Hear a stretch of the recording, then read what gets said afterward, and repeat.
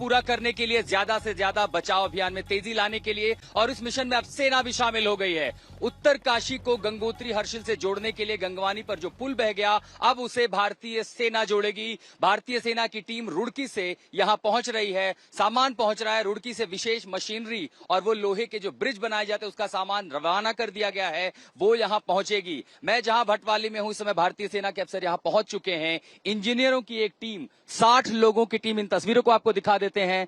Grief BRO के साथ भारतीय सेना के वो अफसर, मेजर की अध्यक्षता में जो लोग यहां पर पहुंचे हैं, 60 लोगों की टीम अब उस पुल को बनाएगी सिर्फ 1 से 1.5 दिन में, यानी 24 से 36 घंटे में। जैसे ही वो सामान यहां पहुंचता है, रुड़की से रवाना कर दिया गया है। वो पुल, सीमेंट का पुल, जिसको बनाने में 2 से 3 से 6 महीने लगते हैं, भारतीय सेना उसे 24 से 36 घंटे में बनाकर तैयार करेगी। तो एक बड़ा मिशन जो चल रहा है कनेक्टिविटी का, और जैसे ही गंगवानी पर यह पुल बनकर तैयार होता है, उसके बाद राहत अभियान बचाव में तेजी आएगी। क्योंकि जिन सड़कों पर सैलाब आया, जिन सड़कों पर मलबा आ गया, जो सैलाब का शिकार हो गई, जिसके चलते अभी भी राहत बचाव कार्य में वो रफ्तार नहीं आ पाई जिसकी जरूरत थी, और इसी वजह से आप जो तस्वीरें देख रहे हैं ये उसी मिशन की हैं। चप्पे चप्पे पर आज तक मौजूद है उत्तरकाशी। उत्तरकाशी के हर उस इलाके में जहां आपदा का असर है, राहत बचाव कार्य पर लगातार हमारी नजर बनी हुई है। तो इस समय भटवाली में आप देख रहे हैं कि एक बड़ा मिशन चल रहा है कनेक्टिविटी का, और इसी के साथ उन तमाम इलाकों में राहत बचाव कार्य अभियान तेज हो गया है।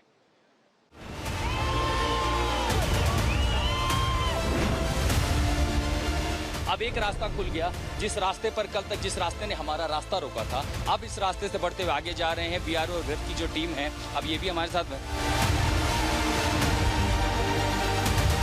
अब इन रास्तों पर देखिए, जो सबसे बड़ा हिस्सा है वहां पर ग्रेफ और बीआरओ की टीम लगी हुई है।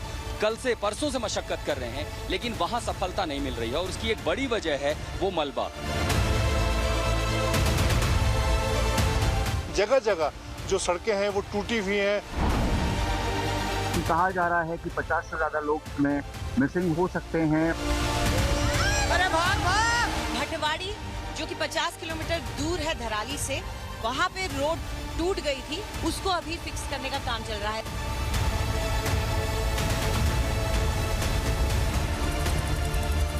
यहाँ पर मार्ग का पूरी तरह से वॉश आउट हो जाना।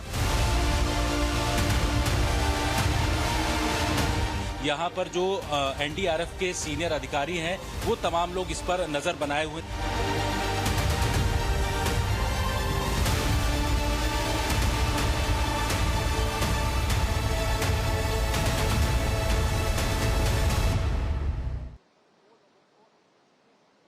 ऑपरेशन जिंदगी के 3 दिन उत्तराखंड में उत्तरकाशी में आई वो आपदा, हर्षिल और धराली में वो आपदा, जिसके बाद शुरू हुआ ऑपरेशन जिंदगी। 3 दिन बीतने के बाद कहां पहुंची रफ्तार, इस 3 दिनों में आखिर क्या क्या हुआ, देखिए इस रिपोर्ट में।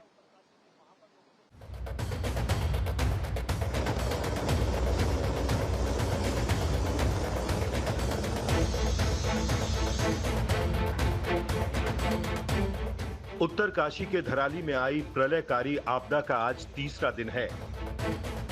पहले दिन जो आफत आई थी, उसके बाद वहां सिर्फ गिने चुने सैनिक और स्थानीय प्रशासन के लोग मदद कर पा रहे थे। दूसरे दिन मुख्यमंत्री का दौरा हुआ, हेलीकॉप्टर से फंसे लोगों का रेस्क्यू हुआ, और तीसरे दिन अब सड़क खुलने के बाद युद्ध स्तर पर राहत बचाव शुरू हो रहा है। धराली के राहत बचाव कार्य में सबसे बड़ी राहत उस वक्त मिली जब 2 दिन तक दिन रात मेहनत करके भटवाड़ी इलाके वाली सड़क खोल दी गई। 24 घंटे पहले जो सड़क सैकड़ों मीटर में तबाह हो चुकी थी, वहां से इंसानों का गुजरना भी मुश्किल था। वहां जवानों, इंजीनियरों और प्रशासन की मेहनत ने 1 दिन के अंदर एक मोटरेबल सड़क खोल दी है। इस सड़क के खुलने से राहत बचाव को कितनी रफ्तार मिल पाएगी, उसे इस नक्शे पर समझें तो ये नीचे यहां उत्तरकाशी है और ऊपर यहां धराली है।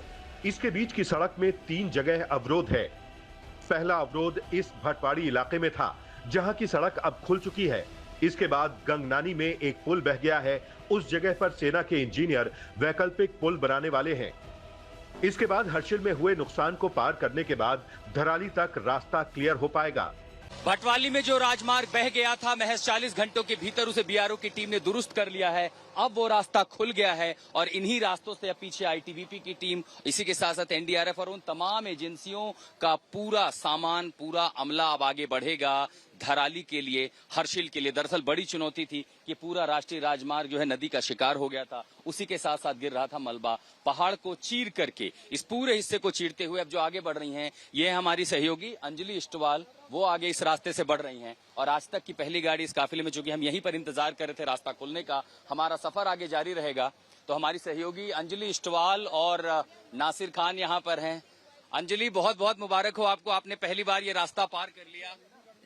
सच्ची बात है। We manage to cross it and we become the first team. हम पहली टीम है आज तक की और इंडिया टुडे की जिसने ये रास्ता क्रॉस किया। सबसे पहले यहाँ पहुंचा था जब रास्ता बंद था। चलिए रास्ता खोलते हैं, पीछे पूरा काफिला शुरू हो गया है। आगे जो सप्लाई लाइन है, उधर से गैस जो सिलेंडर है वो आ रहा है, उसके पीछे जो है आगे कुछ मीडिया की गाड़ियां हैं और इसी के साथ साथ जो राहत बचाव कार्य का सामान है जो पीछे इंतजार कर रहा है, अब वो आना शुरू हो गया है। भटवाड़ी में रास्ता तो खुल गया, लेकिन इससे आगे अब बड़ी चुनौती भटवाड़ी से 15 किलोमीटर ऊपर के गंगनानी इलाके में है। ये गंगनानी की तस्वीर है। यहाँ सैलाब और लैंडस्लाइड में पूरी पुलिया ही बह गई है। ये पुलिया के दोनों तरफ के स्पैन नजर आ रहे हैं, लेकिन बीच का पूरा पुल बह चुका है। इसे युद्ध स्तर पर तैयार करने की चुनौती आज सेना के इंजीनियरों और जवानों पर है।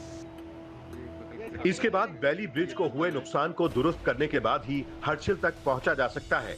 फिलहाल उम्मीद यही है कि किसी सूरत में जल्द से जल्द धराली तक मोटरेबल रोड बनाई जा सके और उम्मीद है कि अगर मौसम ठीक रहा तो कल तक धराली में आसानी से वाहन आ जा सकेंगे। भटवाड़ी उत्तरकाशी से आशुतोष मिश्रा के साथ आज तक ब्यूरो। जिंदगी से जहां जंग जारी है, वहीं पर ऑपरेशन जिंदगी चलाया जा रहा है। ऑपरेशन जिंदगी के कई चरणों में एक तरफ जहां इवैक्यूएशन हो रहा है, 274 लोगों को निकाला गया, तो दूसरी ओर कोशिश है कि अब उन लोगों तक भी पहुंचा जाए जो संभवतः मलबे में जिंदा हो सकते हैं, यानी सर्च ऑपरेशन। और उसी के लिए रास्तों को जोड़ने की ये कोशिश, बड़ी बड़ी मशीनें जो कल तक यहाँ नहीं थी, लेकिन रातों रात सबको पूरा अमला यहाँ पर भेजा गया है और इसीलिए उन अमलों को भेजने के साथ अब यहाँ कोशिश हो रही है। अब देखिए, ये जो बड़ा रास्ता था लगभग 200 मीटर लंबा, इस पर भी ये पूरी सड़क कल जब बन के तैयार थी, लेकिन धसक गई और इस तरह बैठी कि पूरी की पूरी सड़क जो है जमीन पर बैठ गई। अब यहाँ पर मलबा अभी भी, इसको हटाया जा रहा है, कोशिश की जा रही है। दरअसल जब पहाड़ धसका तो समझिए कि नीचे का हिस्सा था, नीचे से मिट्टी बहती हुई चली गई तो पहाड़ टूटा नहीं, बल्कि ये सड़क ऐसे नीचे बैठ गई और जब बैठी तो पहाड़ का ऊंचा हिस्सा भी इसके साथ बैठा और इसीलिए जगह जगह पर इन पहाड़ों में दरारें हैं। आज बरसात अगर होती तो संभवतः लैंडस्लाइड और होता, और अगर ऐसा होता तो ऐसे में ये जो ऑपरेशन जिंदगी है उस पर बड़ा ब्रेक लग जाता, उसके इस मिशन में ब्रेक लग जाता। सरकार यहाँ पर मशीनरी तैयार है। बीजेपी की ओर से तमाम सांसदों, तमाम विधायकों को भी कहा गया है कोई इस मदद में शामिल हो और इसीलिए यहाँ प्रतापनगर के जो विधायक हैं विक्रम सिंह नेगी, वो भी यहाँ पर जायजा लेने पहुंचे हैं। मुश्किलें कम तो नहीं हो रही नेगी साहब? देखिए, ये उत्तरकाशी की गंगा घाटी और चमोली जनपद, ये अब समझो लगातार हर वर्ष इसमें आपदा आ रही है। हमको ये संकेत है कि हमें सारी व्यवस्था बरसात से पूर्व कर लेनी चाहिए। हमें हर बार चिनोक की जरूरत न पड़े। हमारी हैवी मशीनें, चाहे वो हर्षिल में हो, धराली में हो, भटवाड़ी में हो, गंगोत्री में हो, ये रहनी चाहिए। अब कोशिश हो रही है तो उम्मीद है कि जल्दी से जल्दी राहत बचाव कार्य पूरा हो जाएगा। एक 72 घंटे से ज्यादा अब होने वाले हैं। अभी तक दूर संचार की व्यवस्था बहाल नहीं हुई है और बिजली की व्यवस्था बहाल नहीं हुई है। ये एक बड़ी चिंता है लेकर के, खासकर धराली में और उसके बाद हर्षिल में, और इसीलिए यहाँ पर हमने देखा कि बिजली विभाग के लोग हैं वो तारों को जोड़ रहे हैं यहाँ के साथ साथ, और क्योंकि आगे जो पुल है सबसे पहले आपको बिजली पहुंचानी है, संचार लाइन शुरू करनी है। इस इलाके में कल तक जहां अंधेरा था, कम्युनिकेशन यहाँ पर इंटरनेट नहीं चल रहे थे, 4G नहीं था, अब वो सब दुरुस्त कर लिया गया, बिजली पहुंच गई। अब भारतीय सेना जुटेगी उस ब्रिज को बनाने के लिए जो बह गया उसको, क्योंकि आप अगर कंक्रीट से बनाने जाएंगे तो बहुत मुश्किलें आएंगी। लेकिन जैसे जैसे हम आगे बढ़ रहे हैं, अब मलबे को हटा करके रास्ता ये साफ, यानी ऑपरेशन जिंदगी के हर उस चरण में जहां पर आपको कनेक्टिविटी जोड़नी है, रास्ते दुरुस्त करने हैं, संचार माध्यम दुरुस्त करना है, उसके साथ साथ व्यवस्था पहुंचानी है। यानी इस सड़क का 2/3 रास्ता अब लगभग पूरा हो चुका है, महज थोड़ा सा पल बाकी, यानी संभवतः 1 से 1.5 घंटे में ये वो दूसरे चरण का रास्ता जिसे दुरुस्त कर लिया जाएगा। और जैसे ही ये दुरुस्त होता है उसके बाद हम समझ पाएंगे कि गंगवानी में जाने में आखिर तब वो समय कितना लगेगा। उसके बाद सेना का अभियान शुरू हो जाएगा। लेकिन इस ऑपरेशन जिंदगी में बहुत सारे लोग बचाए गए, वो लोग जिन्होंने अपनी आंखों से वो मंजर देखा, वो डरावना मंजर देखा, जिन्होंने कईयों को अपनों को खोते हुए देखा और संभवतः जीवन भर उस दृश्य को कभी भुला नहीं पाएंगे। तो सुनिए उन्हीं पीड़ितों की कहानी, उस दर्दनाक हादसे, उनकी जुबानी उस दर्दनाक हादसे की कहानी।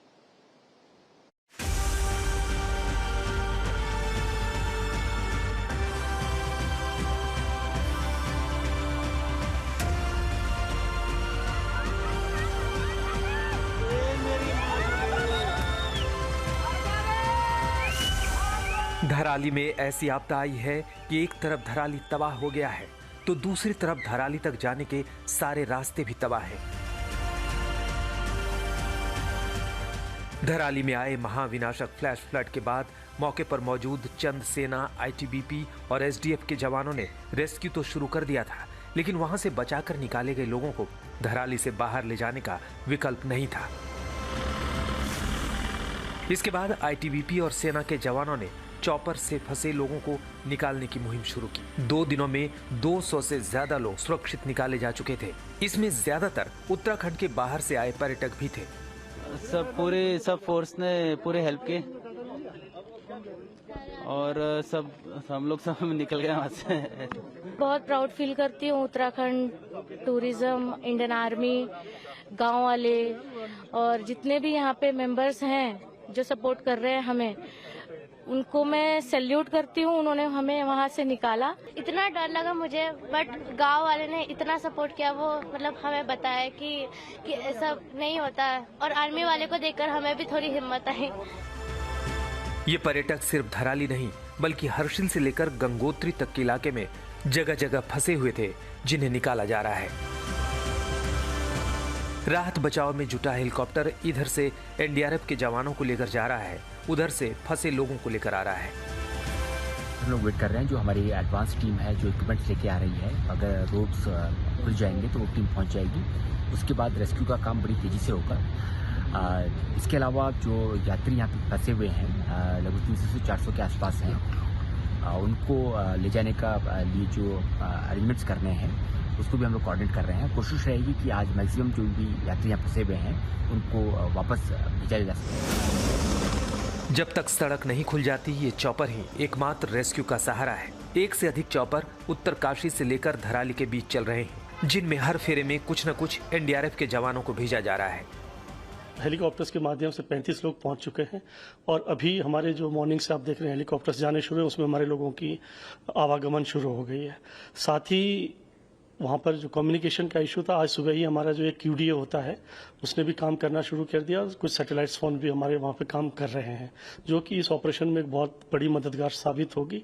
बाकी वहाँ पर पूरा स्टेट एडमिनिस्ट्रेशन, आर्मी, ITBP और NDRF, SDRF सभी इवन स्थानीय लोग काफी मिलकर इस आपदा का सामना करने में एक दूसरे की मदद कर रहे हैं। चॉपर से धराली पहुंची एनडीआरएफ की टीम मौके पर राहत बचाव में जुटी हुई है, लेकिन धराली में इतना अधिक मलबा है कि चंद दर्जन जवान ऊंट के मुंह में जीरा की तरह है। इसके अलावा जगह जगह फंसे पर्यटकों को सुरक्षित निकालना भी बड़ी चुनौती बना हुआ है। कितने लोग हैं सर जो अभी जो सूचना हमारे पास है, जो जगह जगह आर्मी कैंप में है, ITBP के कैंप में है, गंगोत्री में है, जो जगह जगह पर यात्री रुके हुए हैं, वो लगभग 300 से 400 के आसपास हैं। फिलहाल सेना, एनडीआरएफ, एसडीआरएफ, उत्तराखंड पुलिस और स्थानीय प्रशासन धराली में जी जान से राहत बचाव में जुटा हुआ है। उधर सीएम धामी उत्तरकाशी में ही कैंप करके राहत बचाव पर पूरी नजर बनाए हुए हैं। आज तक ब्यूरो।